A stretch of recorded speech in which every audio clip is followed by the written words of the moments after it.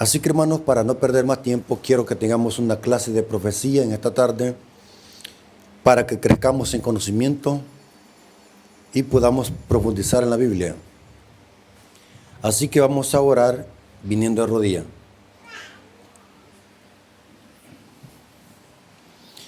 Bendito Señor que estás en el cielo, santificado sea tu nombre. Gracias porque nos permites esta bella oportunidad de poder escuchar tu palabra y profundizar en ella. Te rogamos, Señor, de que nos des sabiduría e inteligencia para que podamos obedecer tu palabra y podamos prepararnos para tu pronto regreso. Dale conocimiento a tu pueblo y que todo sea aprobado por tu Espíritu Santo. Te lo suplicamos en el nombre de Jesús. Amén. Hermanos, yo siempre le he dicho que la Iglesia Adventista es la única que conoce sobre profecía bíblica. Y de paso, nuestra iglesia es un movimiento profético que nació en armonía con una profecía daniélica, Daniel 8:14. O sea que nuestro mensaje es 100% ¿qué? Profético. Nosotros no somos una iglesia del montón. ¿Qué quiero decir con esto?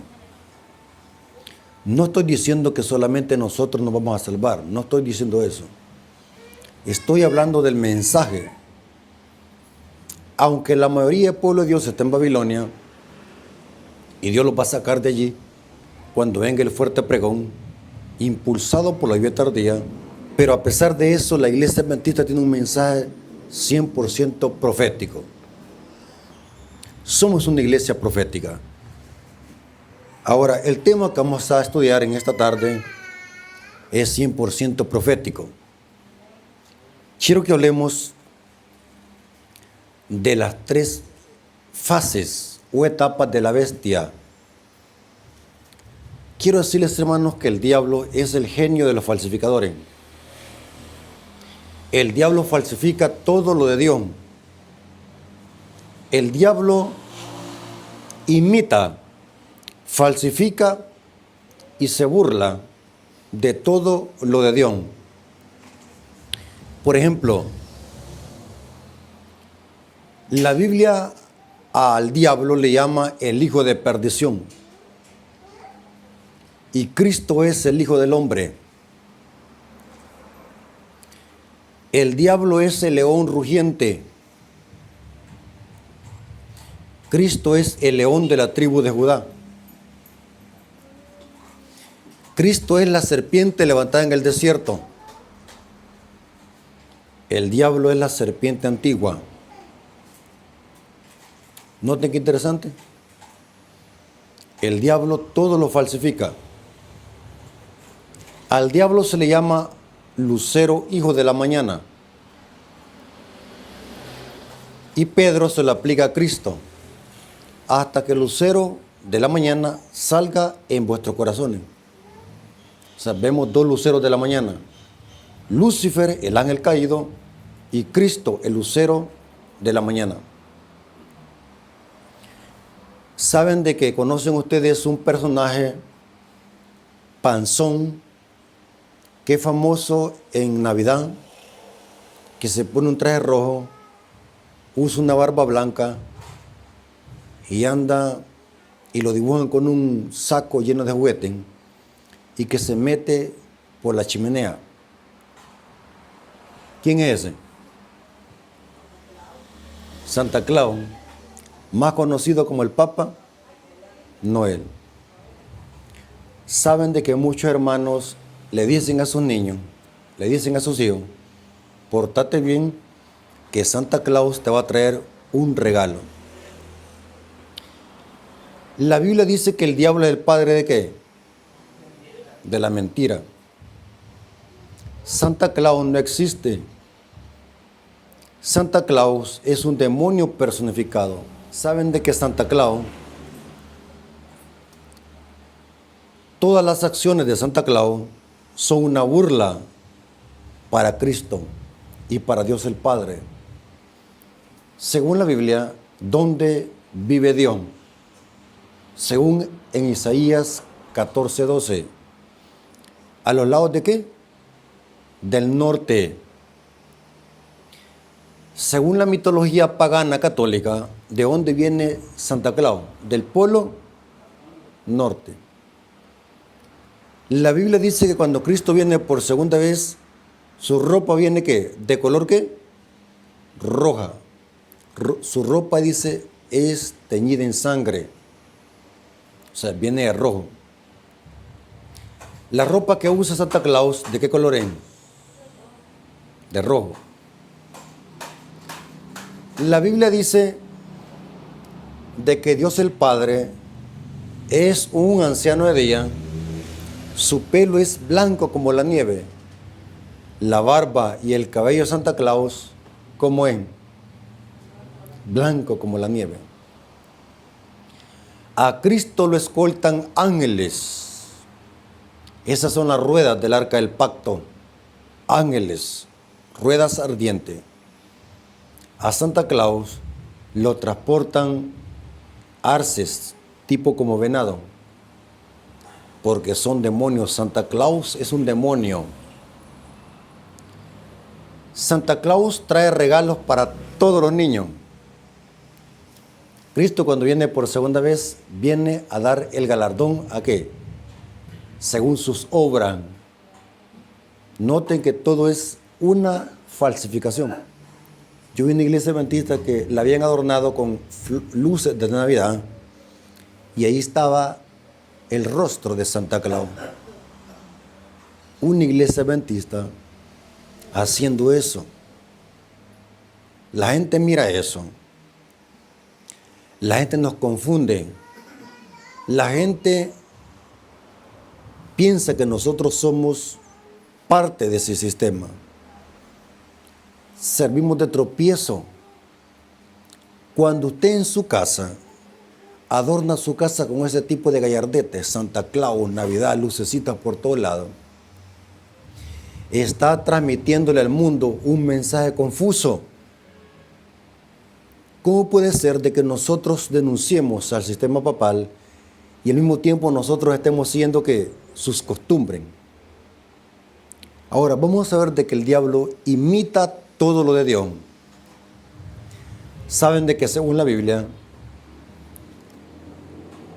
el diablo falsifica la deidad.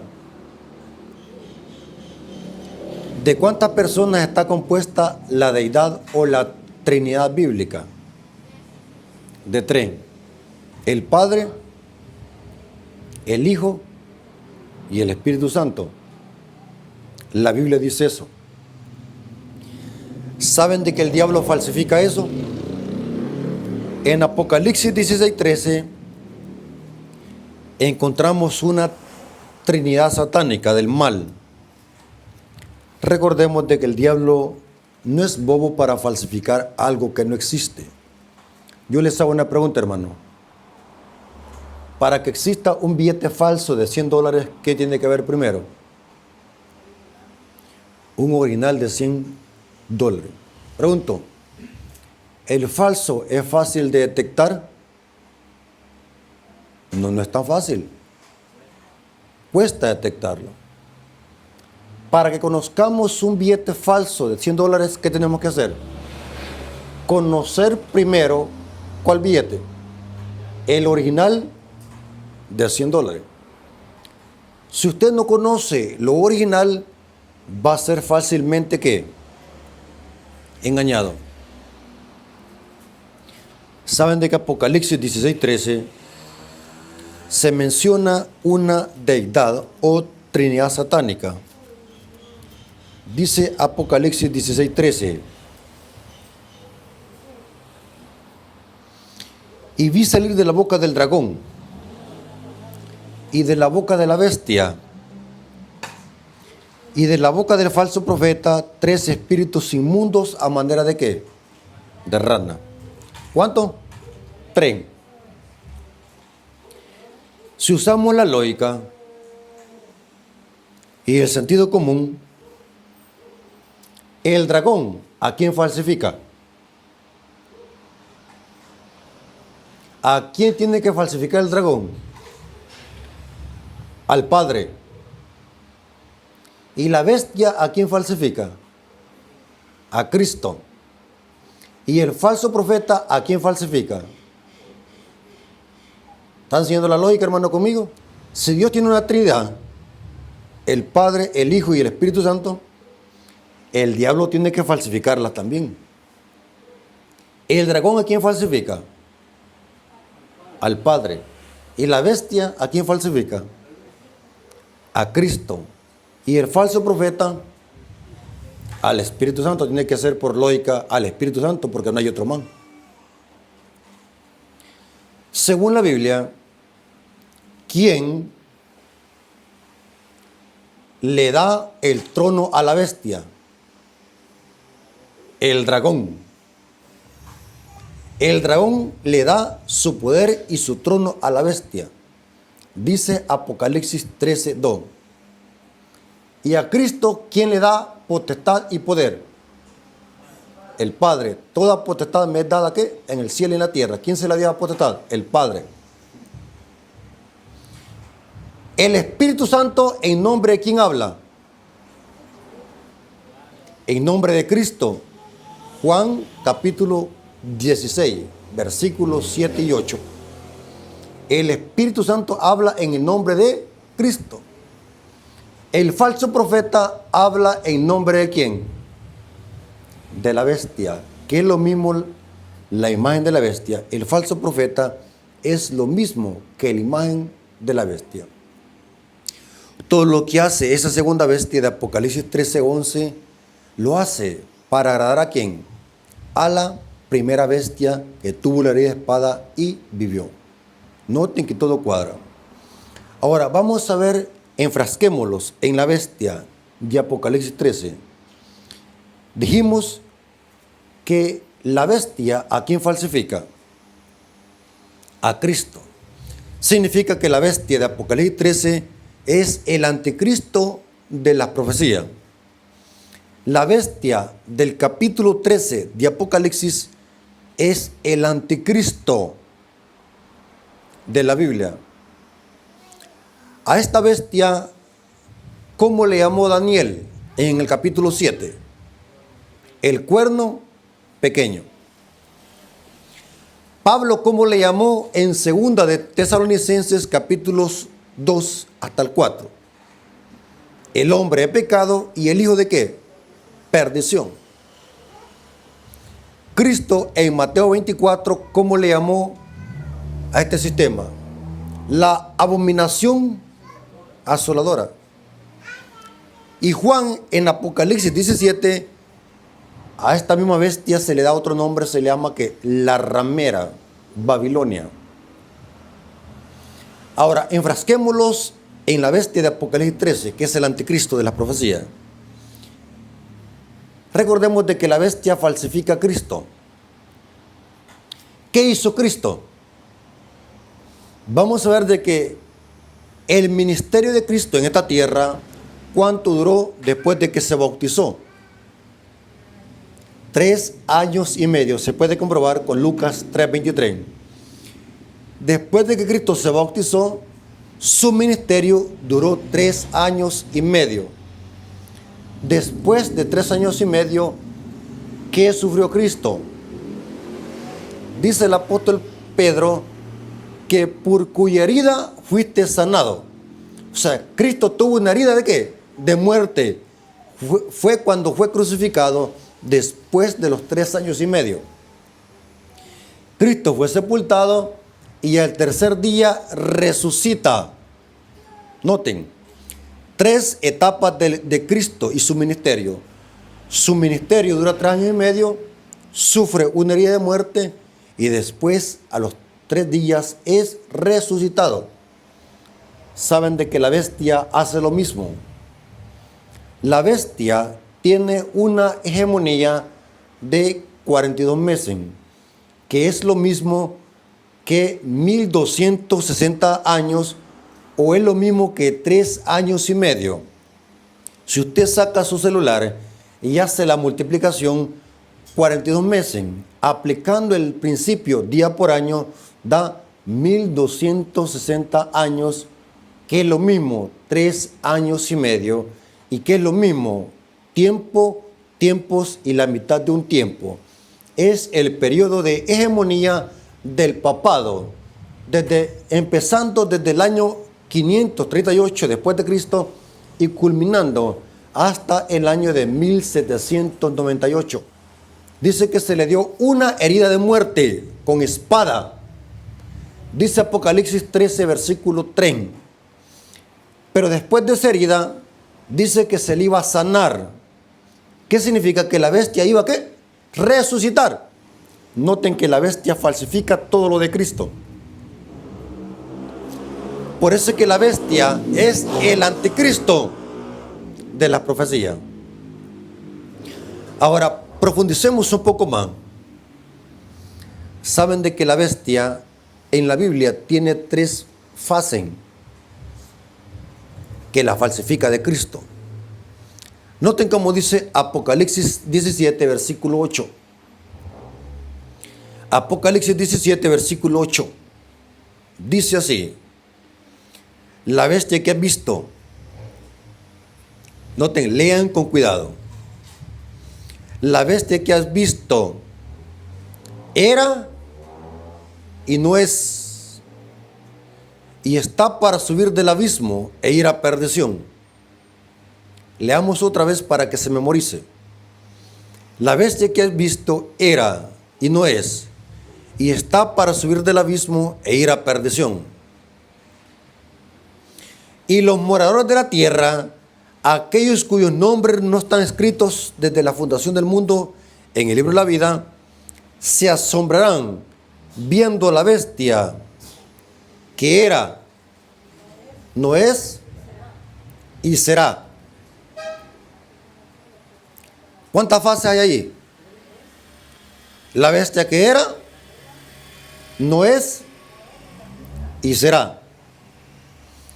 Vamos a ver de que todo esto cuadra con la profecía y con la historia.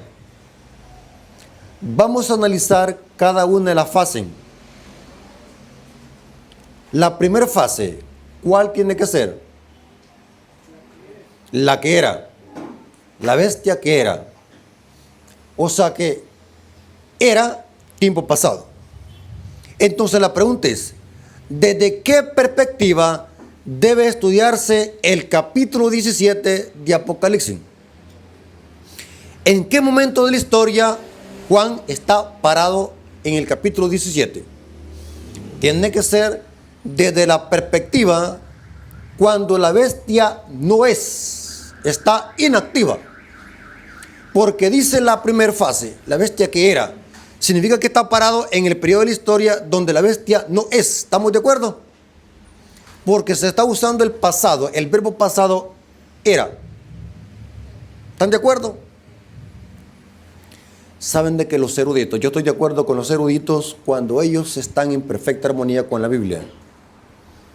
Sabe de que muchos eruditos de la historicista como Marvin Masuel, Franz Randel, Treyer, están de acuerdo que Apocalipsis 17, Esteban Bohr también lo presenta desde esa perspectiva, y estoy de acuerdo, de que Apocalipsis 17 debe de entenderse desde la perspectiva cuando la bestia no es, o sea, desde la perspectiva de la Revolución Francesa, porque fue este sistema que le suministró la herida de muerte al papado. O sea que la bestia no es, entonces si la bestia no es, ¿quién es? Francia. Porque es la que está gobernando al darle la herida de muerte al papado en el año de 1798. Ahora, analicemos la primera fase era. ¿Cuándo es que la bestia era? Tiempo pasado. Vamos a ver que la bestia era durante los 1260 años de persecución papal. El periodo era es cuando el papado perseguía al pueblo de Dios. Noten lo que dice Apocalipsis 13, versículo 5. Apocalipsis 13, versículo 5 dice: hablando de la hegemonía de este cuerno pequeño, de esta bestia. También se le dio boca que hablaba grandes cosas y blasfemia. ¿Qué es hablar grandes cosas y blasfemia, hermano? ¿Qué es una blasfemia? Es que un hombre pretenda ser como Dios en esta tierra y pretenda perdonar ¿qué? Pecado. Y que al mismo tiempo usa títulos blasfemos. ¿Con qué cuadra la profecía? Con el obispo de Roma, que es el Papa. Sabe que los católicos que son indoctos de profecía bíblica, ellos dicen, ¿saben de que cómo interpretan las profecías? Unas ideas descabelladas y absurdas que tienen. Dicen ellos, la bestia de Apocalipsis 13 es Helena de Guay. Así dicen, Helena de Guay. Pregunto, ¿será que la profecía cuadra con Helena de Guay? Dígame usted, ¿cuándo Helena de Guay usó un nombre blasfemo? ¿Cuándo Helena de Guay se hizo parecer como Dios y pretendió perdonar pecado? Es ilógico. Aquí dice, y también se le dio boca que hablaba grandes cosas y blasfemia. Y se le dio autoridad para actuar 42 meses. ¿Qué es 42 meses? Es lo mismo que tiempo sin mitad de un tiempo o 1260 años de persecución papal. La bestia era porque perseguía, le hacía la guerra a los santos. O sea que la herida de muerte, esta bestia la tuvo al final de su ministerio. No puede ser antes porque no cuadra con la falsificación que la bestia le hace acerca de Cristo. ¿Están conmigo, hermano? O sea que la herida de muerte, la bestia, la tuvo después de los 42 meses. ¿Estamos de acuerdo? Ahora, el espíritu de profecía explica a cuánto equivale 42 meses. Conflicto de los siglos, página 52, párrafo 1. Explica este periodo de hegemonía del papado, de la mal llamada Santa Inquisición. Dice así: en el siglo VI el papado concluyó por afirmarse. El asiento de su poder quedó definitivamente fijado en la ciudad imperial, cuyo obispo fue proclamado cabeza de toda la iglesia. El paganismo había dejado el lugar al papado. El dragón dio a la bestia su poder y su trono y su grande autoridad. Apocalipsis 13:12. Entonces comenzaron a correr los 1260 años de opresión papal predicha en las profecías de Daniel y Apocalipsis.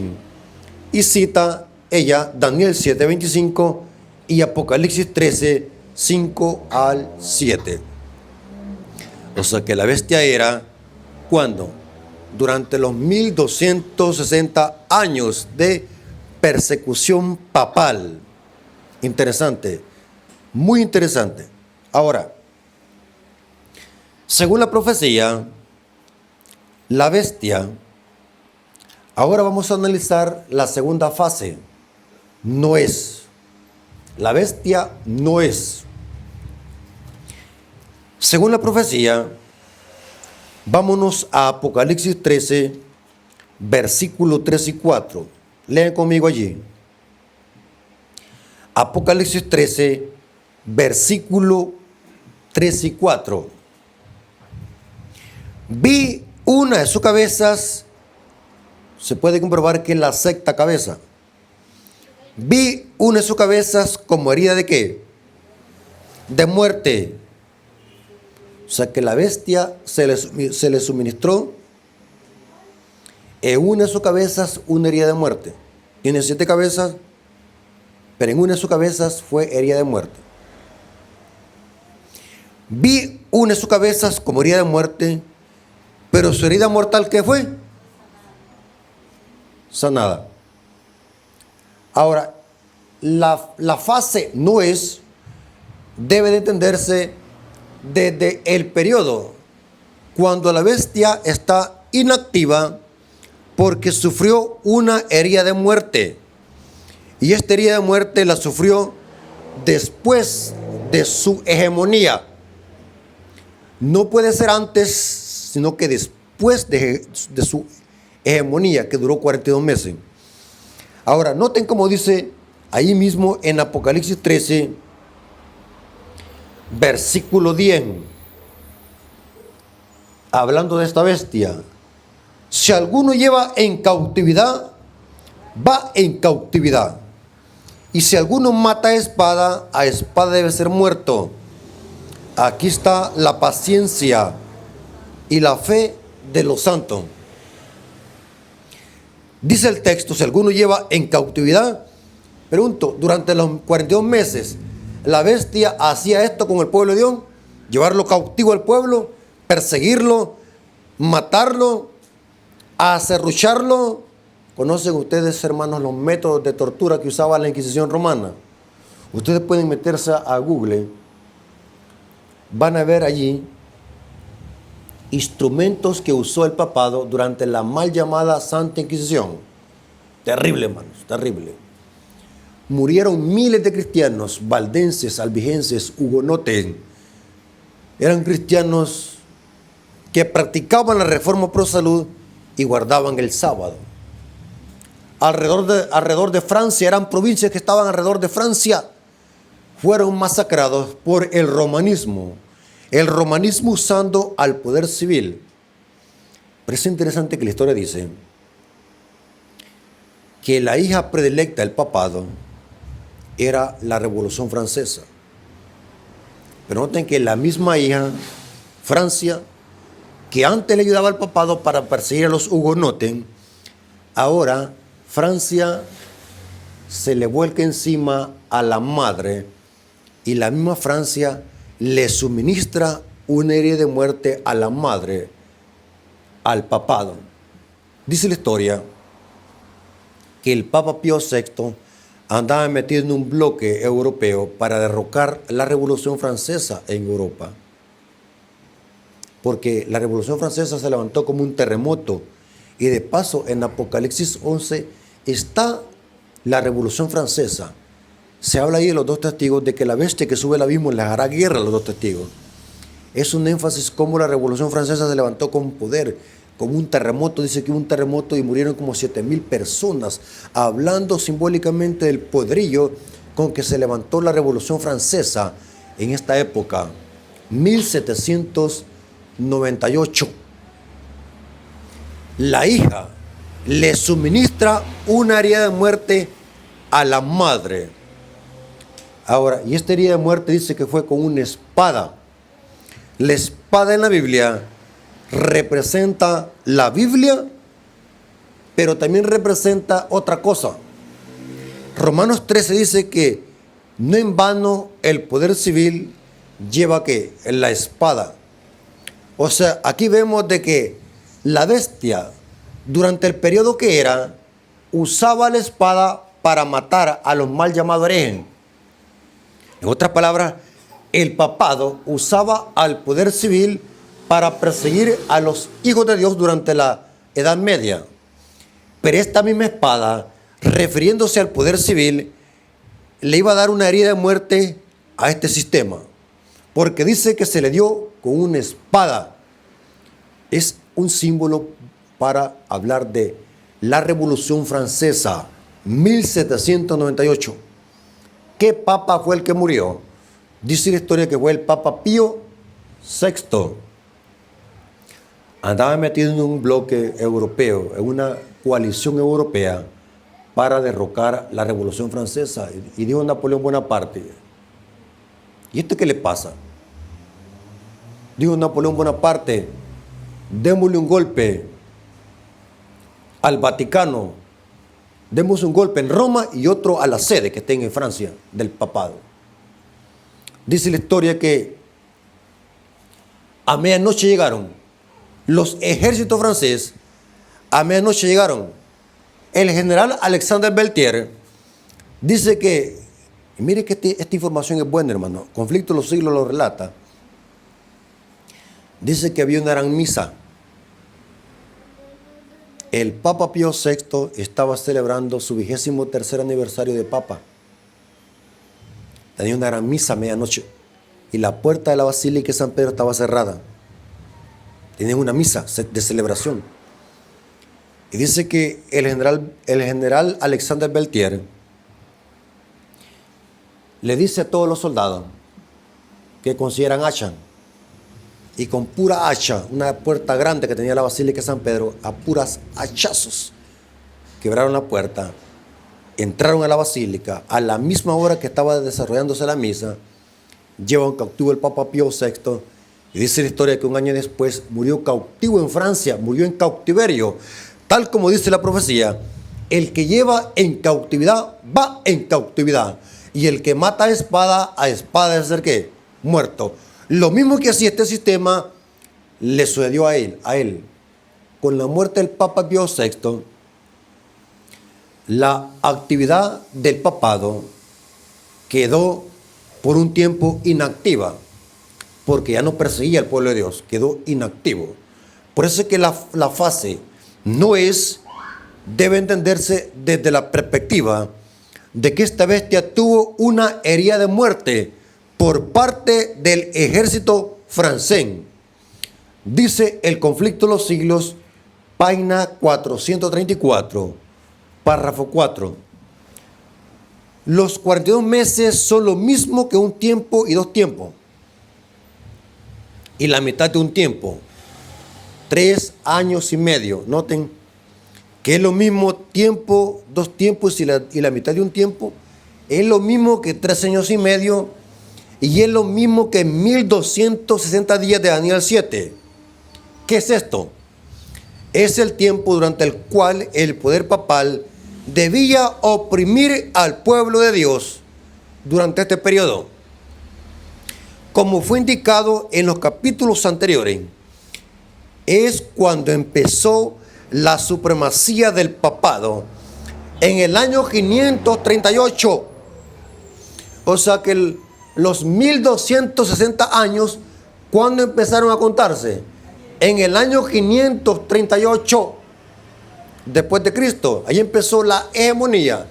Aunque dicen los historiadores que 30 años antes ya había empezado a plantarse la abominación asoladora en el año 508, con la famosa, que era una falsificación de este general llamado Clodoveo, rey de los francos. Dice que se convirtió al catolicismo, Clodoveo, rey de los francos, en el año 508. Pero en el año 538, o sea, 30 años después, empezó la hegemonía donde el papado empezó a hacer la guerra al pueblo de Dios. Y dice, y terminaron en el año de 1798. ¿Qué pasó en el año de 1798? Entonces, el Papa fue llevado prisionero por el ejército francés, por la hija predilecta del papado. Entonces el poder papal recibió un golpe mortal y quedó cumplida la predicción. Si alguno lleva en cautiverio, va en cautiverio. Noten que la fase no es durante la herida de muerte del papado.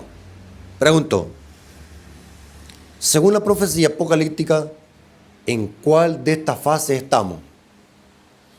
¿En la era no es o será? ¿Qué dicen ustedes? Según lo que estamos estudiando, ¿en cuál estamos? ¿En cuál periodo? Ya vamos a ver que estamos en la época o en la fase no es. Porque aún el papado a nadie está persiguiendo. O sea que aún estamos, ¿qué? En el periodo de cicatrización. ¿Sabe cuando alguien se da una herida, verdad que no es de la noche a la mañana que se sana? Hay un periodo de cicatrización. Va cicatrizándose hasta el momento que ya no tenemos nada. Si es que no tenemos azúcar en la sangre. O sea que estamos en el periodo de la herida de muerte. Se le está, ya poco falta por sanarse por completo. ¿Qué dice Apocalipsis 13:4? O en el capítulo 13, versículo 3 al 4. Dice, vámonos allá al versículo. Apocalipsis 13, versículo 3 y 4. 3 y 4. Capítulo 13, versículo 3 y 4. Noten. Después de la herida de muerte, Juan ve algo. Y dice, vi una de sus cabezas como herida de muerte, pero su herida mortal fue sanada. Y cuando se sane, se maravilló toda la tierra en pos de la bestia. ¿Qué significa esto? Que este sistema va a recobrar su poder, que perdió cuando se le suministró la herida. Significa que sanarse la herida, ¿qué? Que este sistema va a volver a ¿qué? A perseguir. Va a recobrar todo el poder político y religioso. Porque dice, y se maravilló toda la tierra en pos de la bestia. O sea que va a haber una globalización. Magnates de la tierra, príncipes y gobernantes le rendirán pleitesía a este sistema. Estas potencias que actualmente están en guerra, al final se van a unir para darle adoración a la bestia. Pero dice el versículo 4, y adoraron al dragón que había dado autoridad a la bestia. Y adoraron a la bestia diciendo, ¿quién como es la bestia? ¿Y quién podrá qué? Luchar contra ella. Significa que va a recobrar ¿qué? Todo el poder político y religioso. Todos los magnates de la tierra, todas las religiones, se van a unir con Roma. Estas iglesias que actualmente están divididas doctrinalmente, según la profecía, se van a unir con la madre. Van a actuar en concierto con la madre, con un solo propósito: perseguir al remanente, que está simbolizado por el tercer Elías. ¿Cómo fue la muerte de Juan el Bautista? ¿Saben de que la muerte de Juan el Bautista también hubo 3 enemigos? El Elías del tiempo del fin también tiene 3 enemigos: el dragón, la bestia y el falso profeta. El Elías del Nuevo Testamento, que era Juan el Bautista, también tenía 3 enemigos. ¿Quiénes eran estos 3 enemigos? ¿Y cómo fue que el diablo mató a Juan el Bautista?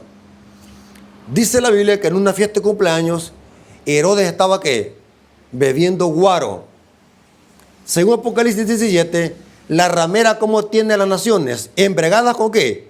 Con su vino. Note que en la fiesta de Herodes, estaba en un cumpleaños de Herodes y estaban bebiendo vino. Y Herodes estaba tan borracho que dice que la hija danzó y dice que cuando danzó sucedió algo. El rey le dijo, hija, pídeme lo que quieras y te daré, si es posible, la mitad de mi reino. Este es un indicativo que Herodes estaba bien borracho para que diese eso. Te haré la mitad de mi reino. A la muchacha, porque la muchacha había danzado y agradó al rey. Noten que lo que hizo la hija le agradó al rey político. Las hijas hacen algo para agradar al rey. Pero dice que la hija, noten qué interesante, la hija, antes de pedirle al rey el pedido, dice que la hija fue a consultar ¿dónde? Donde la madre. Y la madre no era buena pieza, era una prostituta la madre llamada Herodías, porque el esposo legítimo de Herodías, ¿quién era? Felipe, hermano de quién? De Herodes. O sea que Herodes y Herodías estaban viendo que en adulterio. ¿Y por qué Herodías odiaba a Juan? Porque Juan siempre que los veía les decía, no te es lícito tener la mujer de tu prójimo. O sea que les denunciaba el pecado en la cara. Siempre les decía eso. O sea que esta mujer estaba ¿qué? ¿Cómo se llama una persona que es hastiada?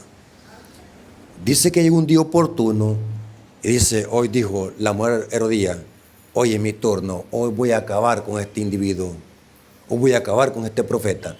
Dice que la madre le dice a la hija, pedile la cabeza de Juan el Bautista. Dice que la hija va donde el rey y le dice, quiero la cabeza de Juan en un plato. Cuando Herodes escuchó eso, se impactó, porque Herodes sabía que Juan era un hombre justo. Y dice el espíritu de profecía que Herodes, por miedo al qué decir de los convidados que estaban allí en la mesa, porque habían magnates y reyes, dice que prefirió mejor hacerle caso al pedido de la hija. Dice el espíritu de profecía que si Herodes hubiese dicho no, eso no, Juan no hubiese muerto decapitado. Pero como Herodes prefirió mejor agradar a la gente, por eso es que Cristo dijo, guárdense de la levadura de Herodes.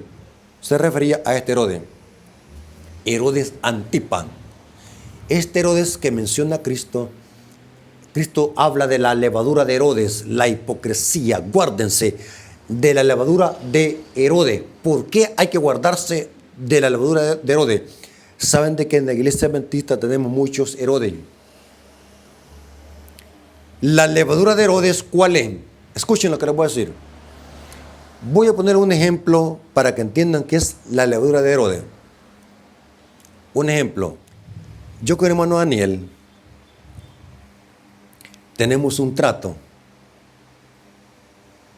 Entonces el hermano Daniel, un ejemplo, el hermano Daniel le gusta el rock, le gusta toda la mundanalidad que se infiltra en la iglesia.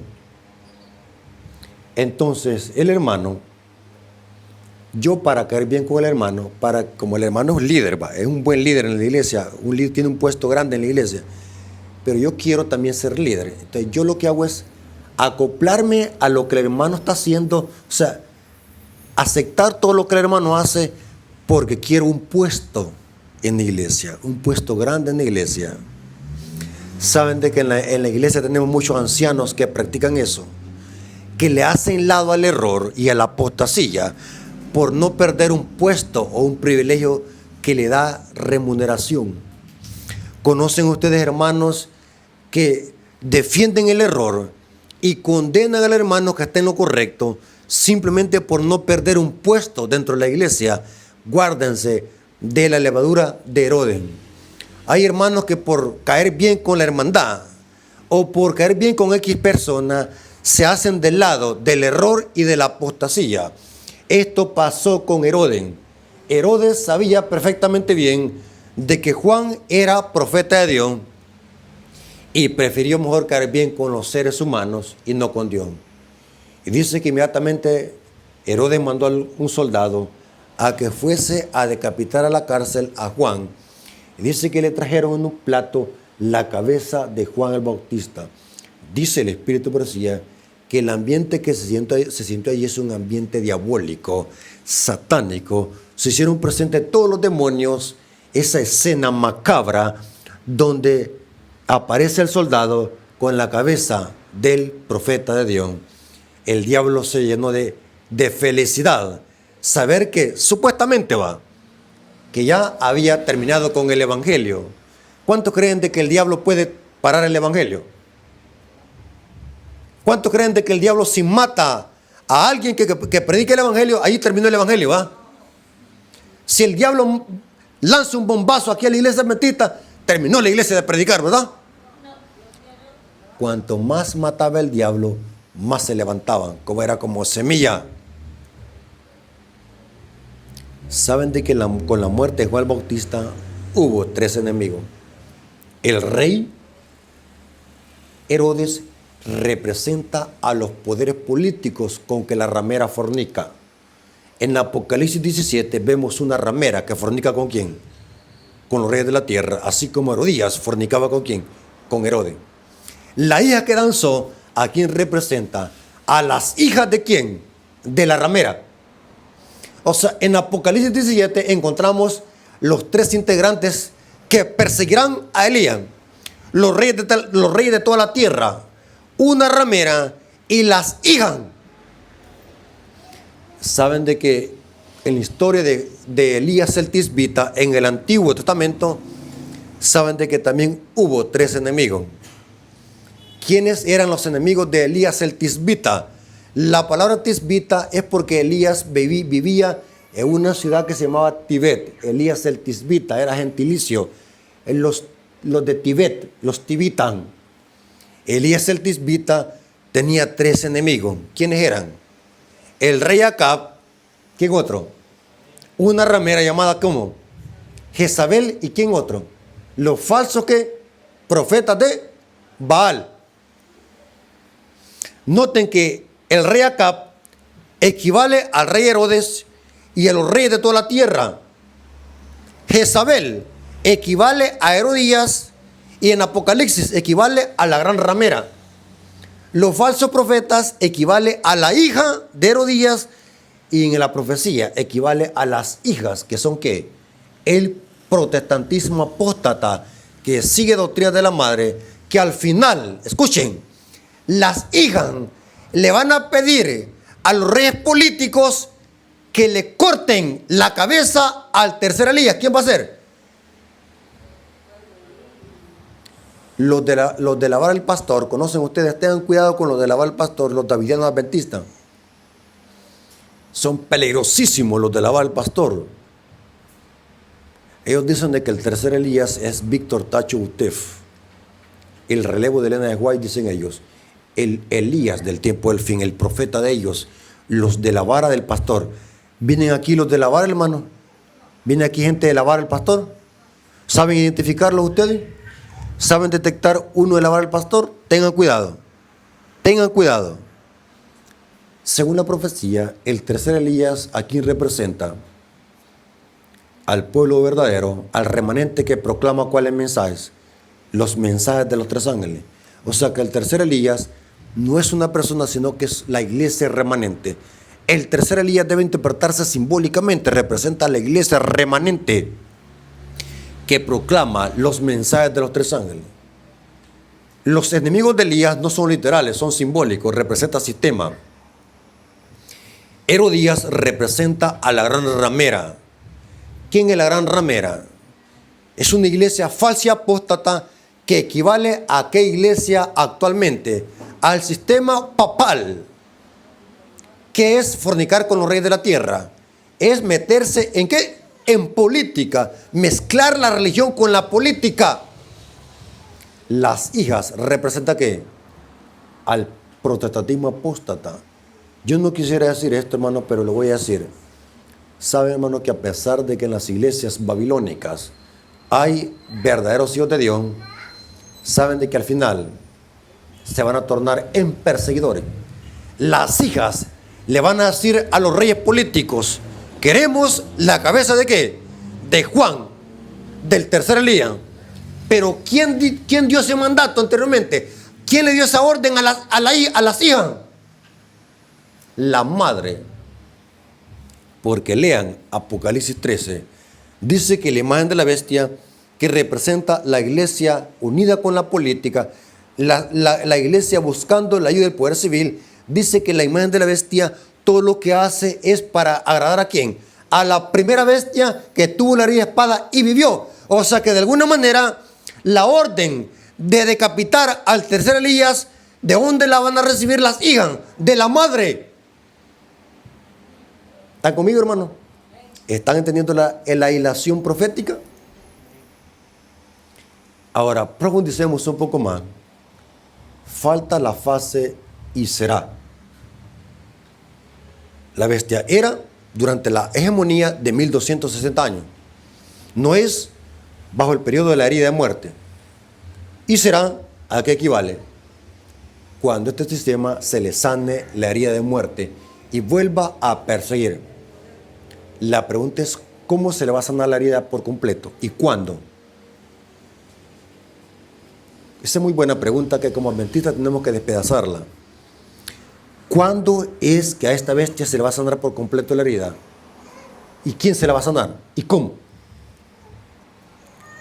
Hay una teoría falsa que andan predicando algunos hermanos allí, que a la bestia se le sanó la herida de muerte en el año de 1929, cuando Benito Mussolini y el cardenal Gasparini firmaron un concordato para devolverle otra vez el poder de las 43 hectáreas al Vaticano.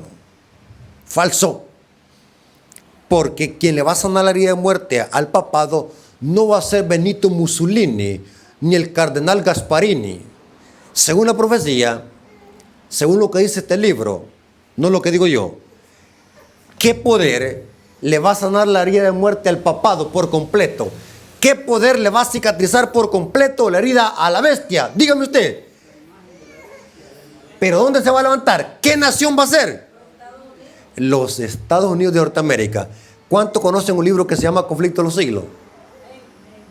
Me decepciono, me da hasta dolor de cabeza, y para quitarme el dolor de cabeza tengo que tomar leche cabra para que me recupere las neuronas que pierdo con tanto dolor de cabeza que me da. Escuchen, hay hermanos, y esto es lamentable, hay hermanos que ni conocen qué es el conflicto de los siglos. Una hermana me dijo, ni sé qué es este libro. Qué decepcionante que hay hermanos que no saben qué es el conflicto de los siglos. ¿Conocen ustedes el libro? Levanten la mano, ¿quién tiene ese libro? Que lo lean es otra cosa, porque yo también conozco hermanos que tienen buenas bibliotecas, pero no saben nada. Tienen buena biblioteca en su casa, pero llena de polvo. Ni les han quitado el papel celofán, ese papel que los cubre los libros. Los tienen de adorno. ¿De qué me sirve tener esos libros? Lo que Dios quiere que tengamos esos libros en la mente. Yo recomiendo que después de la Biblia, el libro que más tenemos que leer es El Conflicto de los Siglos. Hay un capítulo que se llama Los Estados Unidos de Profecía, en la profecía. Ese capítulo habla que la persecución la marca la bestia, y la imagen de la bestia, que es la unión de iglesia y Estado, ¿a dónde se va a levantar? Allá. O sea, quien le va a sanar la herida de muerte al papado va a ser los Estados Unidos de Norteamérica, cuando la iglesia protestante busque la ayuda del poder civil. O sea, que la imagen de la bestia es la unión de iglesia y Estado. Porque allí en el cumpleaños de Herodes hubo una coalición. Note, hubo una coalición. Se unió la madre, la hija y el rey. Significa que, según la profecía, va a haber una coalición impía. Las hijas, dice el conflicto de los siglos, que cuando las iglesias protestantes busquen la ayuda del poder civil, la América protestante habrá formado una imagen de la jerarquía romana. O sea que la marca de la bestia, la persecución, la imagen de la bestia va a iniciar ¿dónde? En esta nación. Y saben, hermano, que las cosas están poniendo color de hormiga.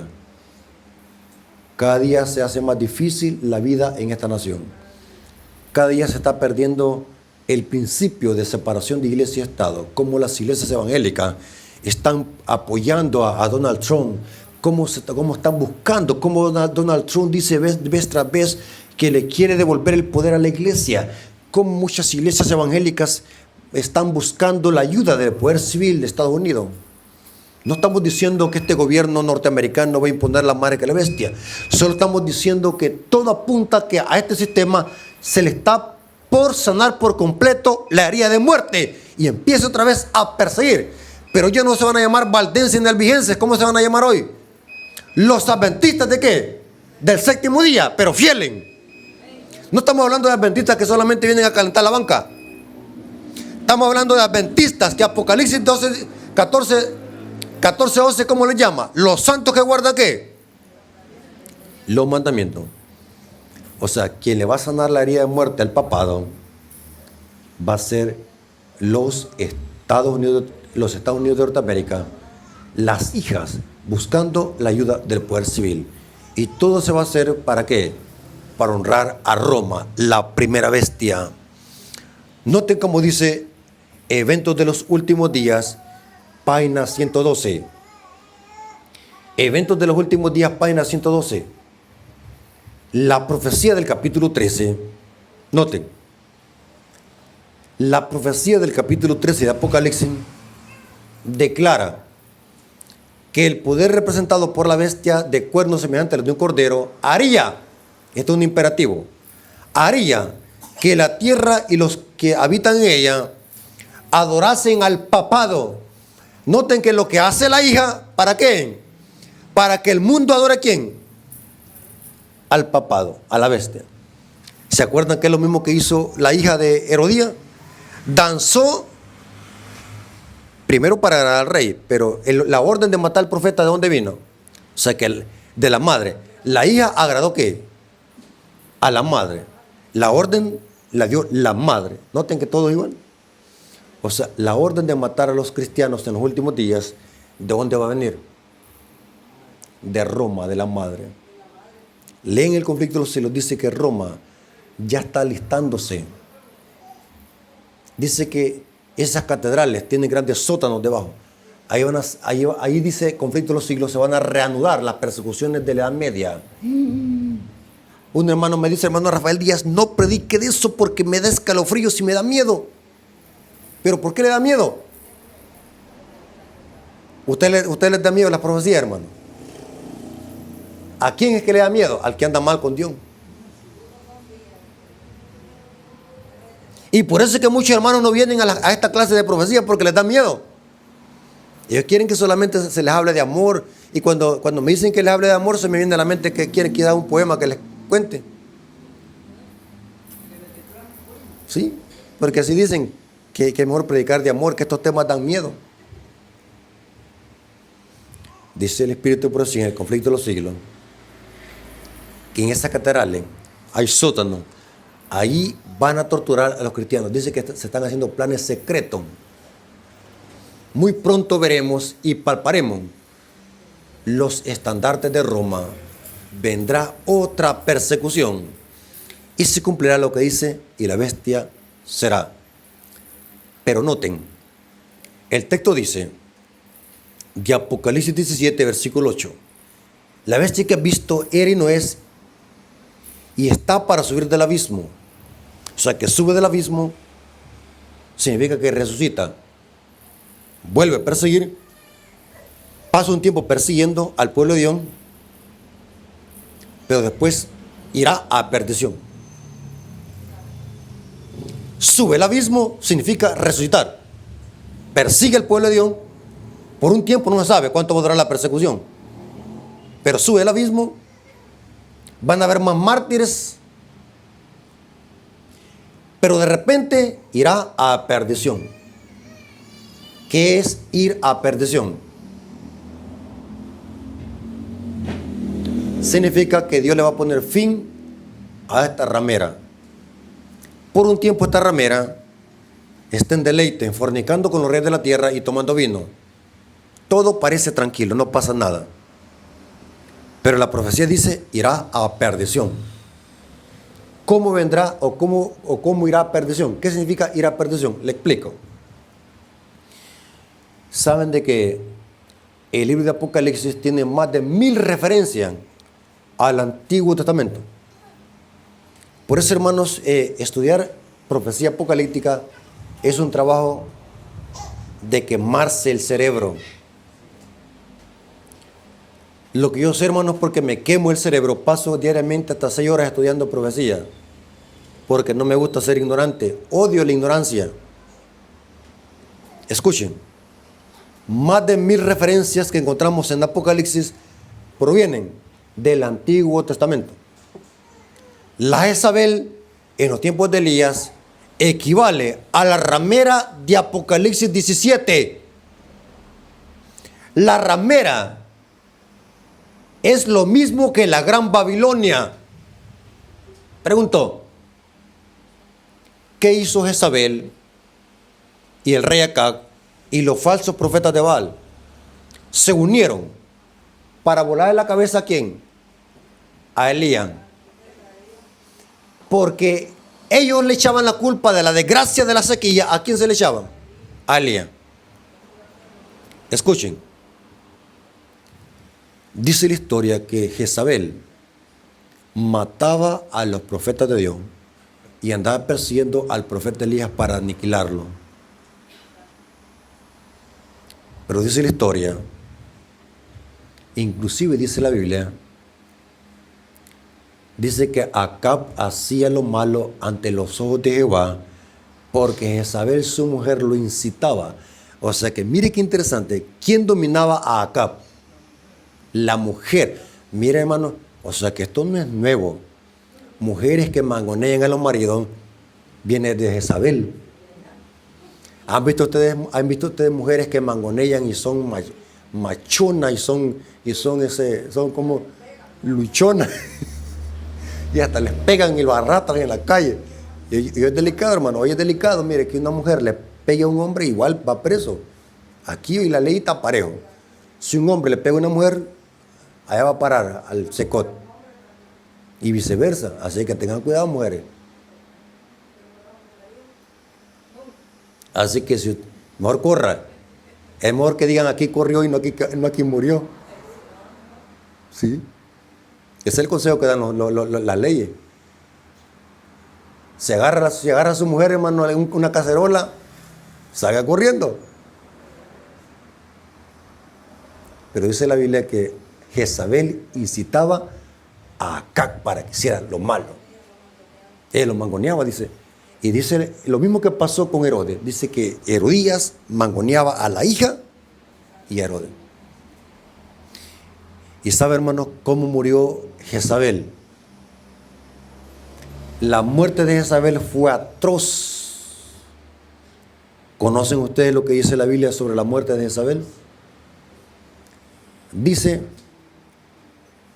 que estaba en tipo como una torre, una casa alta, un castillo, y se dio cuenta que venía Jehú y los reyes. Jehú era un rey de Dios. Dios mandó a Jehú para que mataran a Jezabel. Dice que Jezabel se dio cuenta que venía Jehú a matarla. Y dice que Jezabel se pintó la cara de antimonio, se maquilló. Saben de que la ramera de Apocalipsis 17 está toda engalanada como una ramera. Por eso yo siempre le he dicho que el maquillaje, eso que las hermanas se pintan y parecen como que si fueran payasos o mapaches, saben de que se echan tanto aquí algo negro. ¿Cómo se llama eso, hermano? Yo no sé de eso. Eso que sean aquí en los ojos y se miran oscuros aquí. Y se pone aquí una ceja que le llega hasta acá la ceja. Como que se ven machetazos aquí. Se quitan las cejas y se echan tile aquí. ¿Sí? ¿Saben de dónde viene eso? De Jezabel. Cuando una hermana se maquilla y se pone así demasiado, hermano, demasiado. Y no saben cuántos daños están haciendo. Una hermana que se maquille se está destruyendo su propia piel. ¿Saben cómo se demuestra eso? Una mujer que se maquille y véala, vaya a visitarla a su casa en la mañana, después de que se haya levantado. Eso parece una calavera, un espanto. Horrible, eso da miedo, ni se distinguen. ¿Saben de que una vez vi una noticia? Ahí tengo en mi casa ese periódico. Y cuando estoy estresado, leo esa noticia y se me pasa el estrés porque me pongo a reír con esa noticia. Dice la noticia, y eso salió en un periódico hace unos años. Decía así la noticia: hombre demanda a su esposa por daño psicológico. Y me llamó la atención la noticia y empecé a leer abajo qué decía. Porque se casó con su esposa y en la mañana de luna de miel, cuando despertó, salió corriendo como loco a llamar a la policía, pensando que un hombre extraño se había metido a la casa y era su propia esposa. No la conocía sin maquillaje. Pensó que era alguien que se había infiltrado. Y es terrible, hermano, es terrible. Y fíjense que es verdad esa noticia, no es ninguna exageración. Y dice que el hombre fue a la corte a demandarla por daño psicológico, se divorció porque la vio tan horrible. Por eso es que yo, los hermanos, ¿saben los jóvenes que? Lástima que aquí no hay muchos jóvenes, pa. Los jóvenes que andan de novia con hermanas que se maquillan mucho, ¿saben qué es lo que hagan? Antes de casarse, llévele a la piscina. Cuando se meta a la piscina, ahí se le va a quitar todo el maquillaje. Ahí va a ver cómo es toda la pintura. Porque ya casado ya hay otra cosa, hermano. Ahí tiene que soportar. Tiene que cargar con el muerto. Pero mire, hermano, aunque usted le cause gracia, pero eso, hermano, una mujer que se maquilla, después de tanto tiempo, ya no usar maquillaje, eso se ve horrible, hermano. Disculpen la palabra, pero hay que decir la verdad. Se ven todas pálidas, demacradas y nada se parecen. Como dice la hermana, parecen papayas tiernas. Pálidas, pálidas, como que si tuvieran anemia profunda. Porque el maquillaje viene de Jezabel. Dice la Biblia que se pintó de antimonio. ¿Por qué se pintó de antimonio? Dice que la palabra antimonio es una especie de pintura hecha con metales, dice la historia. No había maquillaje como hoy, pero era una especie de pintura hecha con metales. ¿Por qué Jezabel se pintó? ¿Qué proponía? Porque sabía que Jehú venía a matarla. ¿Qué proponía? ¿Por qué? ¿En qué mente cabe de que antes de que me maten, una mujer se va a maquillar? ¿Con qué objetivo se maquilló? Dice el espíritu de profecía que Jezabel lo que quería hacer era, cuando llegase Jehú, seducirlo para que Jehú dijera, bueno, ya no la voy a matar, me voy a acostar con ella. Porque era una ramera. ¿Y qué es lo que hizo Jehú? Dice que la tomó y la arrojó por la ventana. Y dice que se comió con los que estaban con él, dice que comieron. Dice que sirvieron un banquete, Jehú, con los reyes que estaban con él. Y que después de que terminaron de comer, dice, según de Reyes, Jehú le dijo a los que estaban con él, vayan a enterrar esa maldita. Así es el texto, vayan a enterrar esa maldita. Recuerde que la habían tirado por la ventana. Y cuando fueron a ver, ¿qué es lo que pasó? Dice la profecía que los perros se la habían ¿qué? Hartado. Mire qué muerte más atroz la de Jezabel. ¿Saben que esto mismo va a pasar con la ramera de Apocalipsis 17? Vámonos a Apocalipsis 17. Y esto significa ir a perdición. Los mismos reyes políticos con los que fornica la ramera, estos mismos reyes la van a destruir y la van a matar. Esto es en profecía el secamiento del río Éufrates, que es otro tema, hermano, que tengo. Buenísimo. El secamiento del río Éufrates y los reyes del oriente. Buenísimo ese tema, que edifica sobre este tema. Apocalipsis 17, versículo 16. Y los 10 cuernos que viste, ¿qué representa los 10 cuernos? Representa a todos los reyes políticos del mundo con los que fornica la ramera.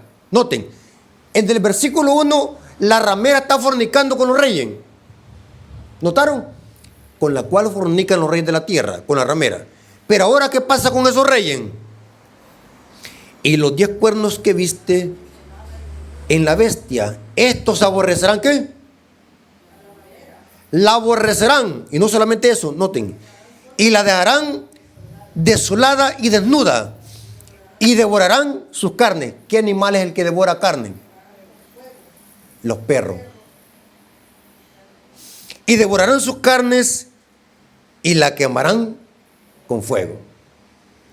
Esto significa ir a perdición.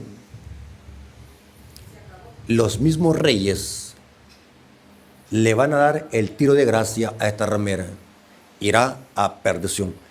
¿Cuándo se va a cumplir esto? Dice el conflicto de los siglos que cuando Dios aclare todo, va a presentar la verdad tipo como una pantalla. Y la gente se va a arrepentir ya cuando es demasiado tarde. Y la gente va a gritar con gritos despavoridos. Estamos perdidos. Y dice el espíritu de profecía que tienen armas en sus manos.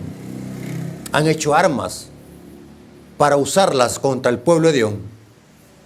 Pero hoy esas armas se vuelcan en contra de sus líderes religiosos, de sacerdotes y pastores, y les dirán, malditos, por ustedes nos condenamos, estamos perdidos. Y hay una gran masacre Mire qué terrible, hermano. ¿Se dan cuenta por qué es importante predicar estos temas? La gente misma que apoyaba a la ramera, hoy desmenuzan a sus líderes religiosos. Gente que engañaba a sus feligreses. Saben de que una vez predicando en una campaña acerca de los mensajes de los 3 ángeles, una joven escuchó todo el mensaje. Estaba llegando por varios días. Después desapareció. Fuimos a visitarla y ¿sabe qué es lo que dijo? Ya no quiero ir porque mi párroco dijo que ustedes están engañando a la gente porque el día que se debe de guardar es el domingo.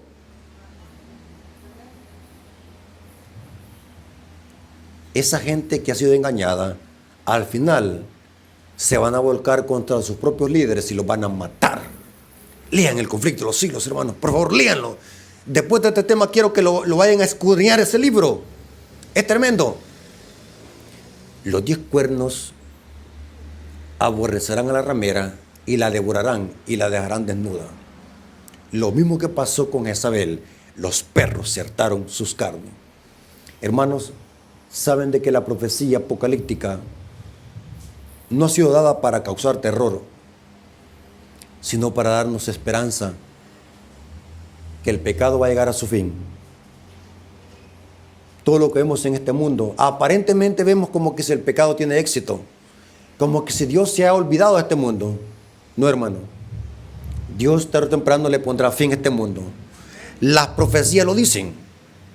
Por eso, hermanos, es importante que prediquemos el Evangelio eterno. Los mensajes de los 3 ángeles son los que advierten al mundo. Saben de que los mensajes de los 3 ángeles, especialmente el mensaje del tercer ángel, desenmascara a la bestia, la marca y su imagen.